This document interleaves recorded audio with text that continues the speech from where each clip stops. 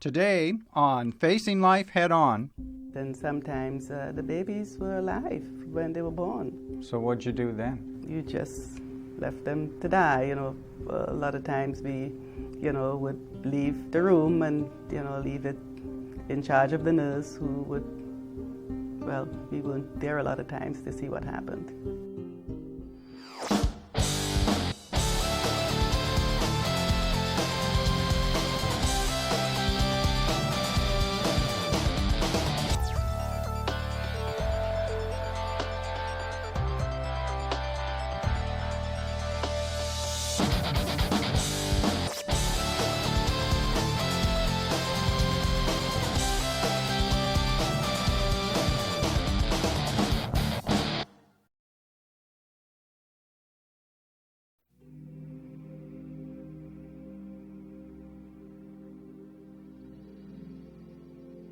This week we sat down with two former abortionists who are speaking out about the profession they say left an emotional scar on them and the women they treated. When I had graduated from medical college and when I was in my residency training program in the late 70s, if you asked me just generically or politically, what I thought about the issue, I would not have hesitated to say, look, I'm pro-choice. This was a decision between a woman or a doctor, and no one else, including the baby's dad, had anything to say about it. It's one thing, a lot of people identify themselves one way or the other, but when you're an obstetrician gynecologist and you say that, then you have to decide whether you're going to actually do abortions or not. So as part of my training, I didn't have to learn to do abortions, but I did. And right along with learning how to do deliveries and hysterectomies and everything else that obstetrician gynecologists do, I learned to do abortions. Noreen Johnson had moved from Trinidad and Tobago to study medicine in the United States. Learning to do abortions was part of the curriculum. It was part of the routine training for residents in the program that I attended. So it was really not presented as a choice. When I first started residency, although I do remember that there was one student resident who, when we were told to go down to the abortion room down the hall, actually, interestingly, from the neonatal intensive care, it's quite a paradox how these things can happen on the same floor, almost side by side, but I remember my fellow residents saying, you all can go on down the hall and kill those babies, I'm not going to do that. But at that time, it really didn't have an impact on me. I thought she was just different. And so I went down the hall with my resident to perform first trimester and later second trimester abortions. How many abortions were you asked to perform during your residency? Typically, we did abortions 1 day a week, and it would average about 6 to 8 first trimester abortions and probably about 4 to 6 second trimester. You understand what the baby looks like at any stage of pregnancy. How did you persuade yourself that pulling these children apart in the womb is an ethical thing to do as a doctor?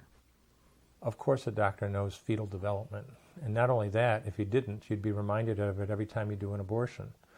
When you do an abortion, whether it's a suction abortion where all the contents are pulled into the suction machine in a container, or much more graphically, when you're doing a second trimester abortion, literally pulling a baby to pieces, when it's over, you have to go through the material that you obtained. You go through that suction bottle inside the machine, or you literally look at the parts that you've pulled out and you almost literally reassemble the baby. You have to take inventory. You have to make sure you got 2 arms and 2 legs and all the pieces. Because if you leave anything behind, your patient's going to come back infected, bleeding, or worse. On the other hand, when you're pro-choice, you have this mindset that says, well, I'm here to help my patient. But you're not thinking of that baby as a patient at all. You're completely ignoring that aspect of it. And your patient is that young lady. And you're going to help her get through college, or not be a single mom, or complete her, whatever it is, whatever her reasoning is, and whatever is motivating her to come there, you're there to help. How far into pregnancy would you say was your latest abortion?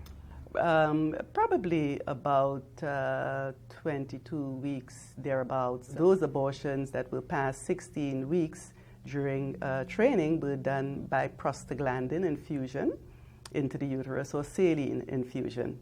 Now, there's a big drawback with those types of abortions because occasionally you could end up with a live birth, and because those babies were delivered by quote-unquote natural means, through the vagina. They were expelled by contractions of the uterus, and sometimes the babies were alive when they were born. So what'd you do then? You just left them to die. A lot of times we, would leave the room and, leave it in charge of the nurse who would, we weren't there a lot of times to see what happened. For people to get an idea how big we're talking about, if you literally look at your hand, the width of your hand from the tip of your finger down to your wrist, that's a 20-week baby, about that big, not counting the legs. That's head to rump, which is the way we measure them. If you turn your hand on its side, the width of your hand is about 12 weeks. That's about how big they are at 12 weeks. And so when you're talking 24 weeks, now you're talking a hand and a half. Even bigger. These kids, as I said, these are fully formed children. There's no blob of cells involved here. These are, as I said, every abortionist knows that. When we come back, reality sets in. But for the first time in my life, I didn't see how somehow I was a great doctor helping out my patients, and I didn't see her wonderful right to choose, and I didn't even see the $600 cash I just made in 15 minutes. All I could see was somebody's son or daughter.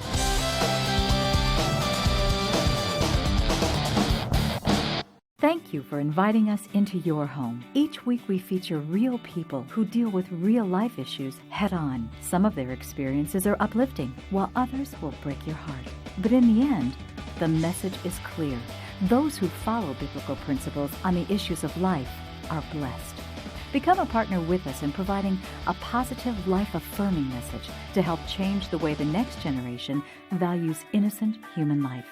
Please consider a generous gift to help offset the costs of producing this important quality programming. You can donate on our secure website at facinglife.tv or by calling the phone number on your screen during normal business hours. Together, we can make a real difference for life.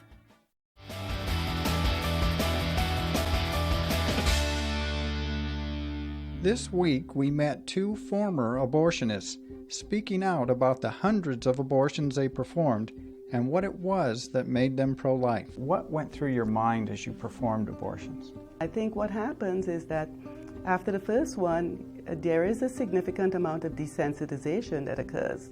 That makes it easier for you to see the second one. And then there's this warped sense of fascination and intrigue and power and accomplishment because there are so few people who are doing abortions. So you were doing something that other people were not able, didn't have the skill to do. So, you completely dehumanize the fetus. And although all your good medical training and knowledge tells you that this is a preborn human being, somehow you start seeing it completely differently. All of a sudden, products of conception, seems to be a much more acceptable term rather than, destruction of human life. And we get to the point where we actually rationalize that what we're doing is promoting women's health, being a woman's advocate for choice. That makes it so acceptable for us to continue doing the procedure. But then you have to go home at night and deal with the reality of what you've done during the day. For Tony and Ceil Levatino, that reality was becoming harder to bear as they struggled with infertility. When I was going through the infertility workup, I can remember so vividly coming home and locking myself in the bathroom and just sobbing my eyes out. And there were two ironies that were not lost on me. One, here I am married to an OBGYN and I can't get pregnant. The other was, here I am trying to get pregnant and my husband is killing babies. I remember very distinctly doing, my D&C abortions one morning and literally looking down and saying, gosh, I'm throwing these kids in the garbage. Wouldn't even one of these mothers allow us to take her child home to love and care, for our own? But of course it doesn't work that way.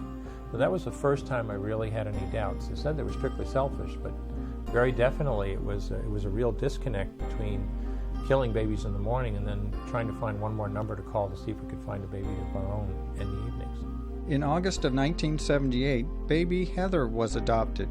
Shortly after, Ceil became pregnant with the couple's son, Sean. Things were good until June 23rd of 1984. And Tony was on call that day and had made rounds, and it was quiet, so he was home. We had taken the kids to a local park and had come home and had dinner, and we had friends coming over for dessert and coffee that night. And at 7:25, we heard the screech of brakes out in front of our house. The kids had been playing in the backyard and had wandered out front, and Heather had been hit by a car. How old was she? She was 5. She had just finished kindergarten. What kind of emotions did you experience, Doctor, when you were dealing with the death of your child and how it related to your abortion practice? The word devastated doesn't even come close to how you feel. But what do you do after a disaster? And you take a couple of weeks off and then you try to get back into your life. And after going back to practice a couple of weeks later, and I don't remember, and see at the time my partner and I were doing second trimester D&E abortions. These are relatively few physicians did them. And as I briefly mentioned earlier, a D&E second trimester abortion is literally tearing a baby to pieces. And I don't remember when that first D&E abortion was scheduled after her death, but I showed up at OR number 9 at Albany Medical Center in Albany, New York, where we worked, like I had countless times before. And this is routine. This was routine to me at this point. I wasn't even thinking of it as something special. Obviously, I had a lot of other things on my mind. One of the instruments that you use during that procedure is called a Sofer clamp. Basically, it's a clamp that's used to literally dismember or rip these babies apart. And I remember putting that clamp inside the uterus and pulling like you always have to be able to get pieces out. And out came an arm or a leg. And I remember just staring at it in the clamp. And I just froze for a second. This just absolutely made me sick. And this is something, as I said, that was routine to me. Sick or not, well, as I said earlier, once you start an abortion, you can't stop. You've got to get all the pieces. And I know it sounds strange to people, but it was absolutely true. After going through the second trimester abortion soon after her death and looking down at this pile of goo on the table that used to be somebody's son or daughter, that was just major crisis time for me. We used to make $600 to $700 cash to do a second trimester D&E abortion. And it was 15 minutes to actually do the procedure. That's a lot of money in 15 minutes. But for the first time in my life, I didn't see how somehow I was a great doctor helping out my patients, and I didn't see her wonderful right to choose, and I didn't even see the $600 cash I just made in 15 minutes. All I could see was somebody's son or daughter. And it occurred to me that, this lady had come to me, not literally, no patient has ever said this or ever will, but this lady really did come to me and said, here's $600 cash, kill my baby. And I was the kind of person that would look right back at her and say, why, sure, I'll do that, no problem. This was a crisis with a capital C. When we return, the doctors face the future. When you understand that killing a baby this big for money is wrong, it doesn't take you too long to figure out that it doesn't matter if the baby is this big or this big or this big or maybe even just this big. It's all the same.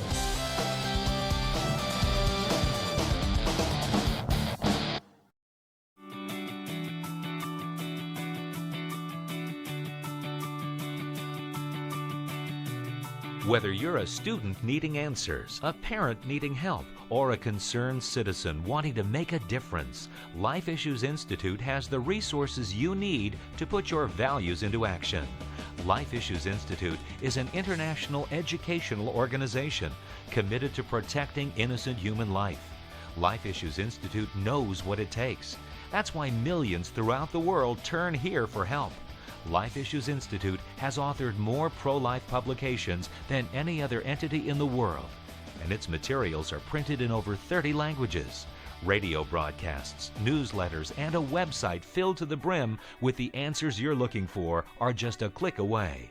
Go to facinglife.tv and click on the link to Life Issues Institute to find out more about how you can change the heart of a nation.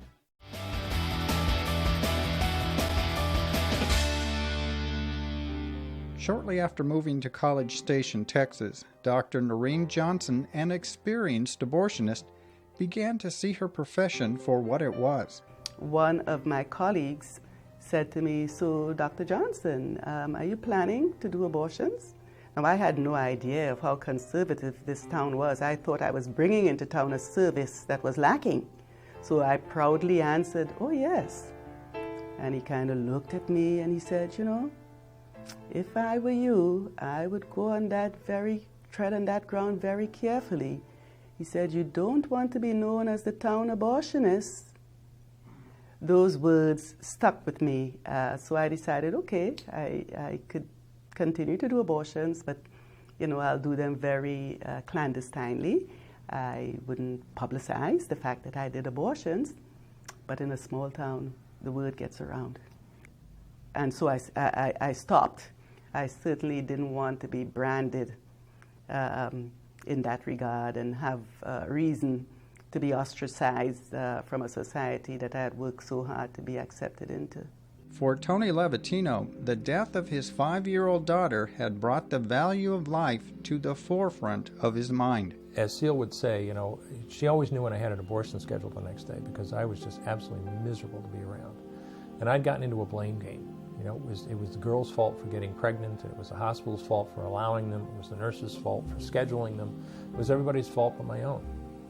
And between the loss of our daughter and the way we were not together and all of this, she literally packed a bag one night and was ready to go. I was taking our son and I was leaving. And I just looked at him and I said, it's not the girl's fault, and it's not the hospital's fault, and it's not the nurse's fault. It's your fault. If this is causing you so much pain, why don't you just quit? And what was your response to that? My response to that was the next day to go back to my partners and tell them that I would no longer do second trimester D&E abortions. I said because there were so few physicians willing to do them, it was really just up to 4 physicians in my group, only 2 of us were doing these late-term abortions. And I went back and announced that I just couldn't do this anymore. It was too stressful. But hard-headed, I was going to do the first trimester abortions, the little ones that we do in the office. And I soldiered on with that a few more months. But, when you've made that kind of transition, when you understand that killing a baby this big for money is wrong, it doesn't take you too long to figure out that it doesn't matter if the baby is this big or this big or this big or maybe even just this big. It's all the same. And it was February of 1985. I'm ashamed to say it was that long after her death, but that I went back to my partners a second time, and I told them I would no longer do abortions, and I haven't. Has it been a burden for you at times to contemplate what you've been involved with? It has. It's a part of my life that is still filled with regret. A part of my life that, I could never make up for. How can you make up for lives that you have taken? There's absolutely no way that you could make up for that. I had to go through a process of healing myself. You can know that God's forgiven you, and thank God for that. But yet, in your heart, you have to come to grips with the gravity of what you've done, and you have to reverse that process of dehumanization, desensitization that you had undergone to bring yourself back to that person that you were, before you got involved in doing that type of work. How do you make up? How do you make up for killing somebody? I mean, how do you make up for that? we run into this. I mean, I know I went through it. I know that, and we see it all the time, and the pro-aborts always talk about, well, what are you talking about post-abortion stress? All we ever see in our patients' faces is relief. And they're absolutely right. They are absolutely right. As an abortionist, the first emotion I ever saw in my patients' eyes was relief. It's over. The stress is over. The problem's solved. But it isn't always solved. And they, when somebody, and again, I can understand that when you run an abortion clinic, you see somebody come in, they get their abortion, they're out of there, and you may never see them again. When you do it, I wasn't running an abortion clinic. I was in a regular OBGYN office. These were my patients. And I kept on seeing them afterwards. And I could tell you numerous stories of women who would come in with all kinds of problems, infertility or all kinds of problems afterwards, who realized years later perhaps that they may have thrown away their only chance at having a child. Women never get over their abortion.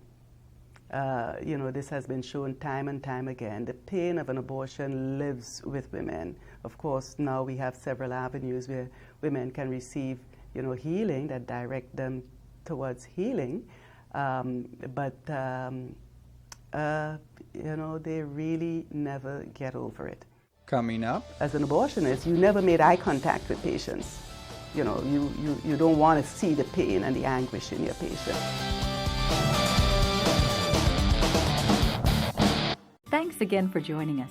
It's our hope and prayer you find this program inspiring, heartwarming, and motivating.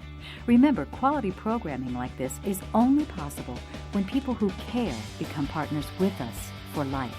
Please become a partner by sending your gift through our secure website at facinglife.tv or call the phone number on your screen during normal business hours.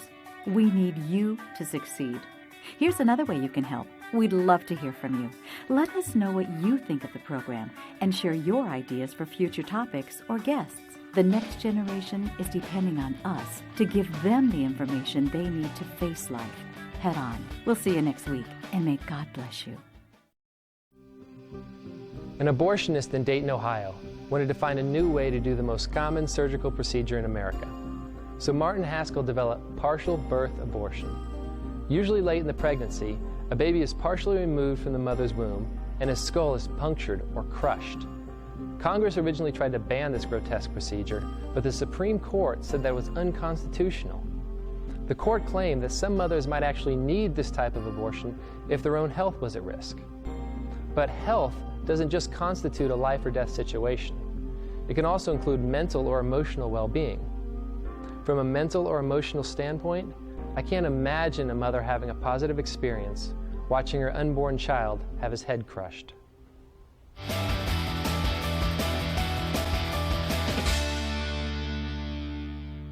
what advice would you have for doctors who are currently doing abortions?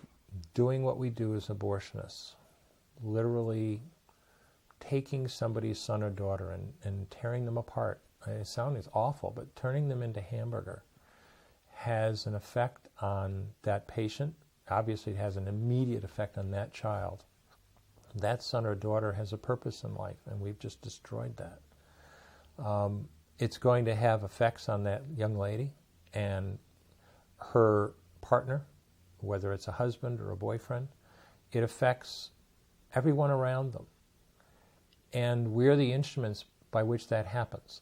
And whether you realize it or not, it has a horrendous effect on you and your own family as well. Because that's certainly what we've learned over time. As an abortionist, you never made eye contact with patients. You know, you don't want to see the pain and the anguish in your patient. So you do the job. You know, your head is down and you suctioning and all of that, but you never make eye contact with that patient because it may do something to you, to where you can really recognize the ugliness and the destruction that you're involved with. There's so much language out there. This is just a fetus. It's a blob of cells. If you're pregnant, you are carrying your son or daughter.